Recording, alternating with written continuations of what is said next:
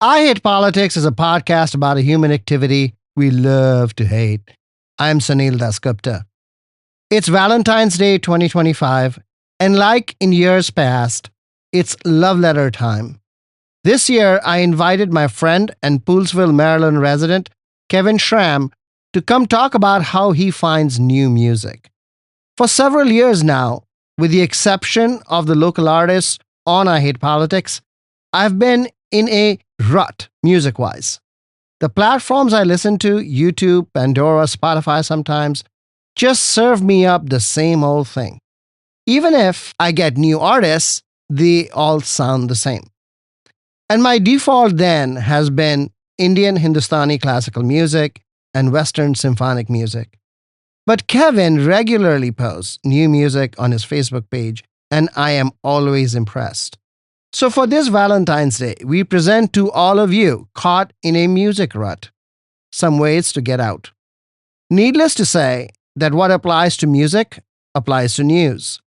The podcast world is dominated by a few, and though I Hate Politics makes the top 5% of global shows, according to Listen Notes, the bar chart looks like my income fitted against Elon Musk's.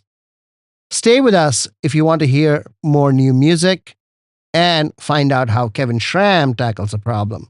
I Hate Politics is brought to you by UMBC's Political Science Program, where you'll learn to shape public policy, impact communities, and function at the center of modern society. Learn more at shadygrove.umbc.edu. I Hate Politics is a podcast about our neighborhoods, workplaces, schools and streets, and our local governments as they function in diverse and democratic societies.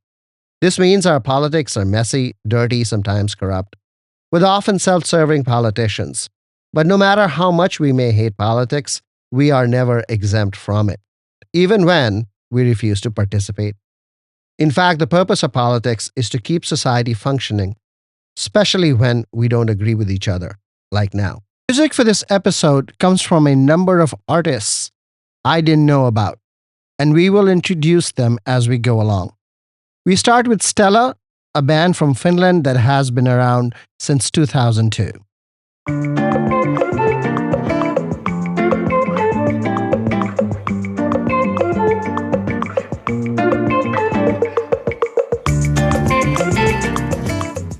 Kevin Schramm, welcome to I Hate Politics.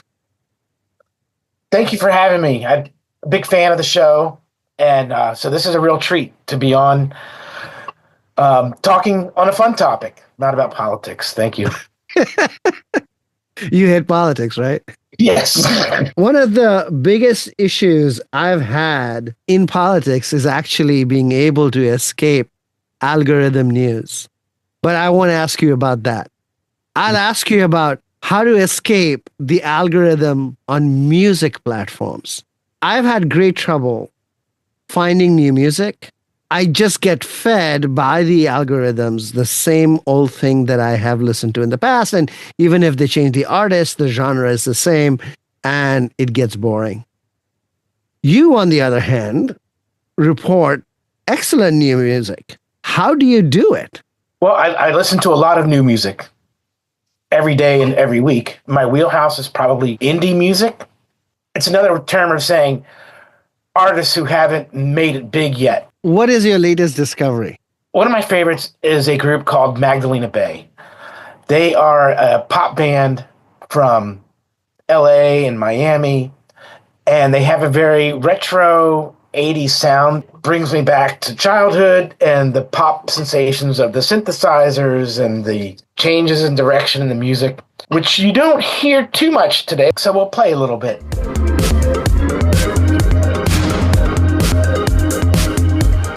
What's the best you've got? I forgot all my common sense. I need all the common sense. If you listen, there's a lot of layers going on. You'll hear transitions and extra textures that you don't hear in the mainstream pop music. It reminded me of Cyndi Lauper. Yeah, right? It sounded very 80s, and I'm thinking of Rhythmics. What else have you got? Do you have another example of a new find? stripping it back down a bit, we'll go to indie kind of country and Waxahatchee. I'm going to play a song that she duets with another up-and-coming indie artist called NJ Lenderman.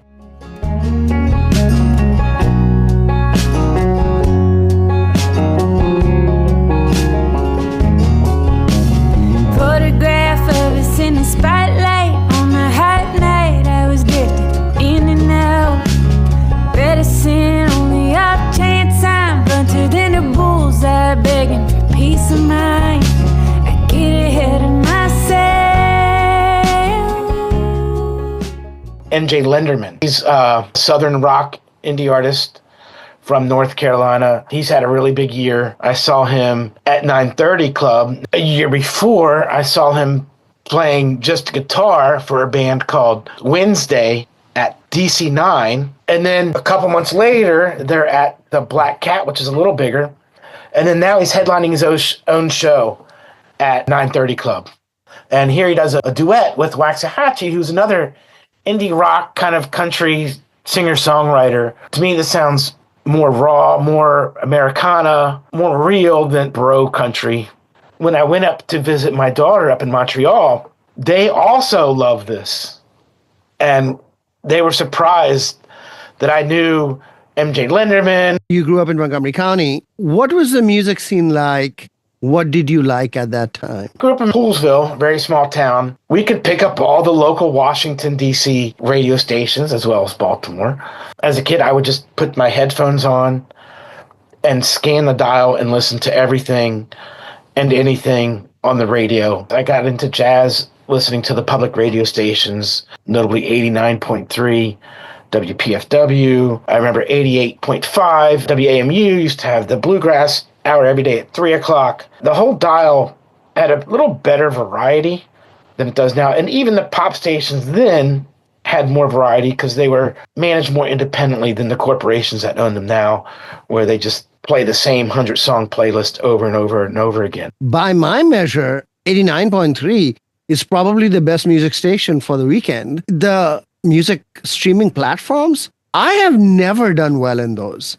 What's your experience? It depends on what you feed the algorithms. As soon as you sign up, the first thing they're going to ask you is, please click your top 5 artists. And your natural instinct is to put in your favorite. And they might all be the same genre. Like you might just say, I like the Beatles, the Who, Led Zeppelin, and the Rolling Stone. You have to kind of go into your settings after you get sick of the same 100 songs and see if you can change the feed by changing the artists you like and unlike. So maybe unfollow or uncheck an artist that you clicked before and then click something totally different.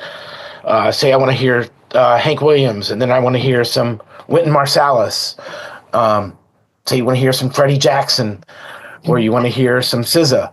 And some people don't want diversity in their music, right? Like they're fine with their set format and their set artists. They only want to hear what they're used to hearing. And, some people's ears and brains have trouble. New music kind of disrupts why they're listening. Like some people want to listen to music because they want something familiar. Right, the halftime show at the NFL. So many people got upset with it because of that. I saw that. And then I thought there was a lot of play, social media. People chimed in, oh, this is the worst. This is the worst. And then there was a lot of, this is the best. This is the best. Then the next day or 2 days later, it was people chiming in and saying, if you didn't get it or if you didn't like it, it's because you're racist. And that's unfortunate, I think. I think it's not that deep. Like, it's not. Well, let me ask this question.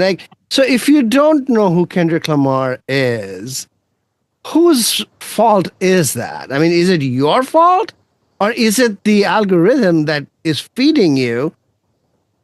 I mean, ultimately, of course, it is your responsibility to expand your algorithm that you just described, right?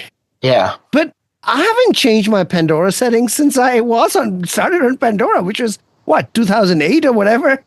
So my kids on my account have created, several other radio stations. And so I get some new music, but generally within the radio station, you get the same genre over and over again. And I cannot for the life of me just, change that. And maybe the thing to do is to just simply close out that account and start again. I think you can change your settings on that. But with the Kendrick Lamar thing, if people said they didn't like it, does it mean they're racist because they didn't like it? Or their music taste was just not ready for that? Well, that is my question here for this episode, right? Is that I am trying hard to expand the music that I listen to, and then I'm not succeeding fully. I get frustrated by that. We are listening mainly on streaming platforms, and they are all algorithm driven. What you're telling me is I can't be lazy. That's right. You can't. When I was growing up, I remember getting mixtapes from friends. That was part of music discovery as a kid. You were in school and people say, hey, have you heard this? And they would share their Sony Walkman headphones with you. As you get older, you're not around 900 other people your age daily and have nothing to do but to share music between classes. The only way to do that now as an adult is with Facebook. Do people have the time or care about listening to music? Everyone has different interests now that take up their free time. But people love music. People actually love music. If I'm down, I go to music. If I am stressed, I go to music. But I keep getting Dire Straits back. Okay, so maybe the way to start is give me your favorite platforms and how, and so what the differences between them are. I really like Spotify because it has a great sharing system. I can look at my friends. I can see all of their playlist. They can see all of mine. I can see who of my Facebook friends is listening right now and what they're listening to. That's what kind of set Spotify ahead of the others. They were kind of late in the game of the streaming business, but they had this social feature, which really was a game changer. Where else do you go? I do take a few minutes each day or a couple times a week to read a couple music blogs. I read Pitchfork, NPR, and Brooklyn Vegan, Spin, Rolling Stone, a couple of those. That's not a couple, that's 5. Okay, but I just look at them for a couple, see what's new releases. As part of my news feed, I have music news. So what's an example of new music that you have found using one of these aggregator things? Beverly Glenn Copeland. A couple of years ago, there was a reissue of one of his albums, I should say. I'm going to play a little bit. Welcome to spring, the summer rain softly turn to sing again. Welcome the bud, the summer blooming flower. So Beverly Glenn Copeland, an artist who is about almost 80 years old now, put out this album about 1984 called Keyboard Fantasies. Mm-hmm. I never heard of it. I don't think you ever heard it. Not many people heard of it. It was a very small release. It got no acclaim whatsoever. This kind of got resurrected and became kind of a cult favorite. I never would have heard of it until I read an article in Pitchfork about Beverly Glenn Copeland and her life. In the 70s, it was tough for her. I think she was gay, lesbian. That was a tough thing. Later in life, he transitioned to become Glenn Copeland about 5 or 10 years ago. And there was even a tribute album where all these new artists redid her songs. And I wouldn't have found out about it because they don't play Beverly Glenn Copeland on the radio. Is there another example you have for us? One of my favorites from 2024 is an artist called Nourished by Time. A song I want to show you is Hand on Me. I discovered this on Spotify. It came into my recommended songs. Let's play a little listen to Nourished by Time. When I don't know what is happening, I'm living because I'm living because of me. I'm always in a memory, and I think I might be crazy because I felt a hand on me, hand on me, hand on me, hand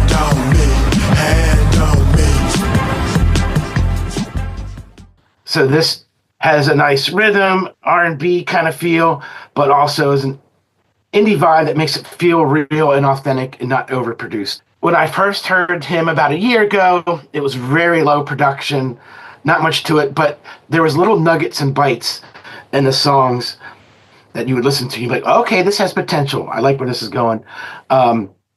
This year, he has guest artists such as Willow Smith. Are there stations, internet stations that you're listening to? Yes, so locally here in Maryland, I don't get it where I live, but they have a web stream, and it's WTMD 89.7. They have a nice range of indie music. Like today, they played Guided by Voices, which was a popular indie group in the late 90s, early 2000s, followed with some Sharon Van Etten. She's a popular current indie singer-songwriter, kind of a country feel to her as well. Their moniker is WTMD, Total Music Discovery. They are the Towson University station, right? I don't know if they're Towson University, but it's Towson, Maryland. Oh, okay. One of the first internet radio stations I started listening to was 3WK. When you go to their site today, it even looks like it was made in 1999. It does look like 1999. Yes, but they really opened my ears to all kind of good new indie music. My go-to station used to be KCRW in Los Angeles, and the show that I used to absolutely love was Nick Harcourt's Morning Becomes Eclectic. Once that show went away, or at least changed hosts, that's when I fell off the new music wagon. Wow. Yeah, well, you have to get back on. Now they have Eclectic 24/7. Another example of that is KEXP out of Seattle. Because they have like live performers. Yes, and they have YouTube channels. You know what's neat too? When I travel on the road, on a road trip, I like to scan the radio dial up and down the whole trip. So yeah, I can imagine it'll drive anybody crazy. Yeah. So it's best to do it if you're driving solo by yourself. But it's neat when you drive through a small town, you pick up like a college radio station that just plays whatever some 20-year-old kid has decided to play that day. That's always fun music discovery.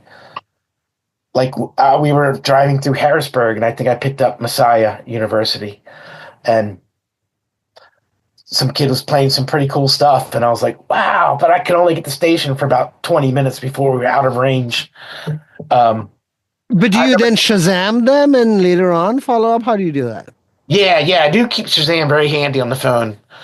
If I'm there's been many times I've been in a restaurant, especially here in Montgomery County, right? We have every kind of restaurant you can think of, and they're all playing some kind of music. I'll Shazam stuff all the time that I hear. When you shared your playlist with me, one of the things that really was striking about how much French music there was. Yeah, it's probably the algorithm. Touche. Yeah. Does that have to do with the fact that your daughter is in Montreal, and so is she cross-fertilizing your algo? Items she has brought to my attention have not been French related. So speaking of 3WK, there was a band I started listening to called Stereolab, and they're from France. And that really kind of got me into that French sound. And so a lot of the bands I like, M83, Daft Punk, Phoenix. I feel like world music used to be bigger maybe 10, 12, 15 years ago. And now it's less big. Now it's a little bit more homogenized, or something has happened such that, the variety has gone from, not gone, maybe become invisible is the better way to say it. Because I'm sure everybody's making music all the time.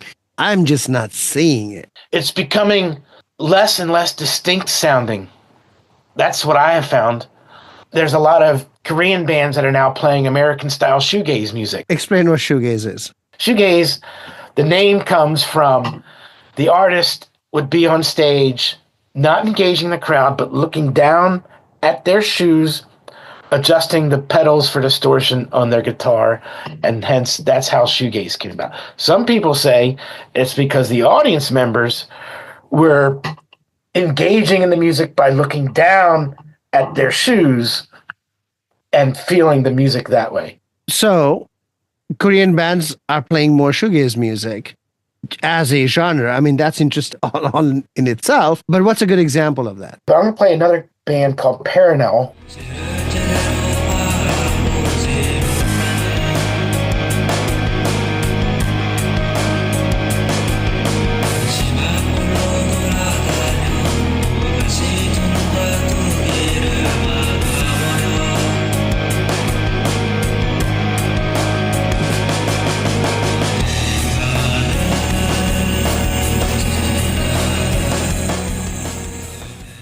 Shoegaze, which is popular in US and England, and now Korean. Doesn't matter if you don't know the words, you really can't. Even if it was an English group, you wouldn't be able to discern the lyrics. So to what's your point, I think international music is becoming less distinct and more homogeneous. I'm sure there is a wide variety of music still being played. Yes. I think what is being played on the platforms is converging. And I should, by the way, before you move on, I should spell out the name of the band. It's called Parannoul, Parannoul, from South Korea. These platforms like Spotify and Amazon, they've given us access to things we never had access to before. Everything ever created almost. And it's just our job to seek it out and search it and kind of manipulate the tools. The information problem is not one of scarcity, but inundation, right? So the reason we know less today is because we are inundated with information, music. It's just very, very hard to cut through all of this. There are millions of podcasts that are small. If you break the 250 download mark a week, that puts you in a different league than everything else. And so there is millions below 250 downloads a week. There are maybe tens of thousands of, between 250 and Joe Rogan, and that's where we are. Yep. Music's the same way. So Beyonce has 59 monthly million listeners. Here's a new artist, Lexa Gates. This is one shared to me by my daughter the other day. I'll play a little bit of her song, Lately Nothing.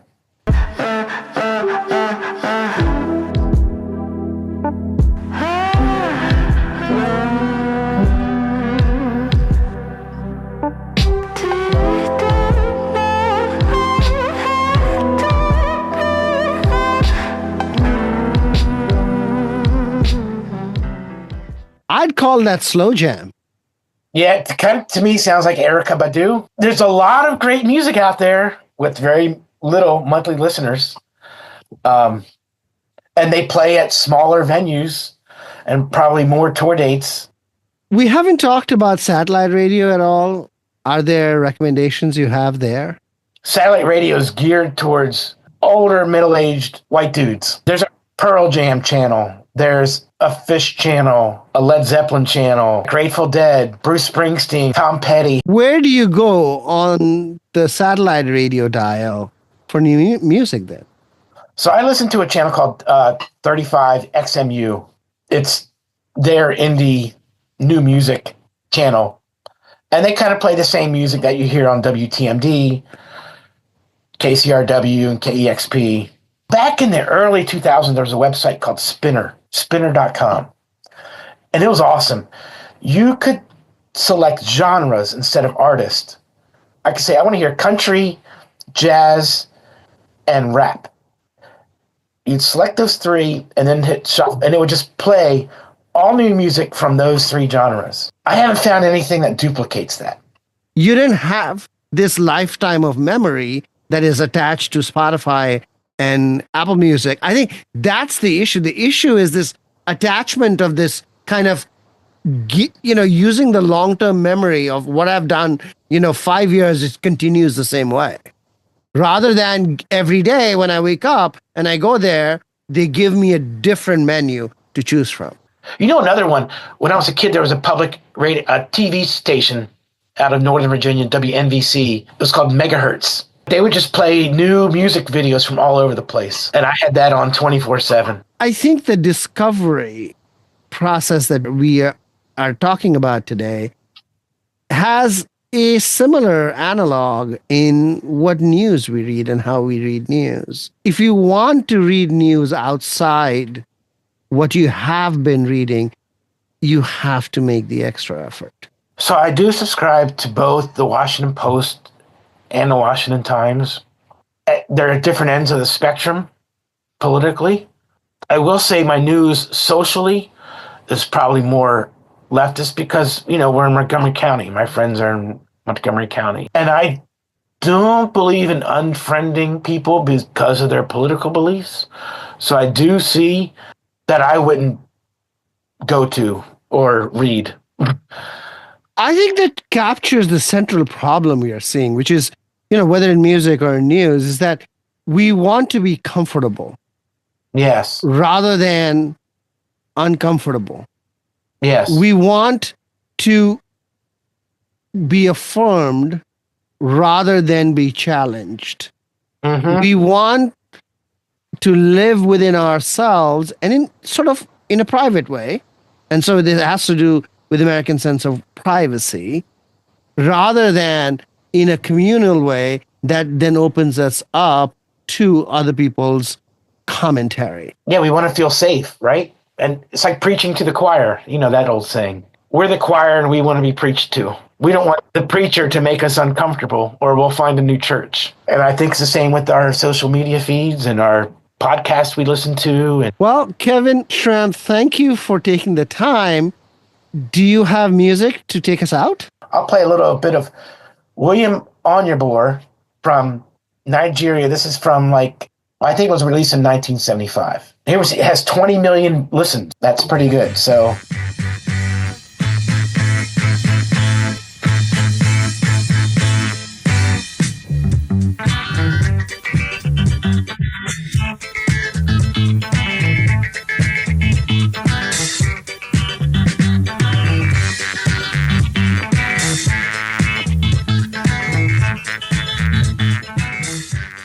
That's all for this episode of I Hate Politics, where we aim to stem the decline in local news by working with community voices. Don't forget to tune in to our Tuesday morning news analysis. I Hate Politics is produced by me, Sunil Dasgupta, with support from the University of Maryland, Baltimore County. I direct UMBC's political science program at the universities at Shady Grove in Montgomery County, where, among other things, we explore and learn about politics, government, and society close to home. Many thanks to Kevin Schramm for the new music. We'll be back with local artists the next week. If you want to share your music on the show or know someone else who might want to, please email us at producer@ihppod.org. I hope you'll subscribe and share the podcast as we bring you stories about politics close to you and to your home. See you next time.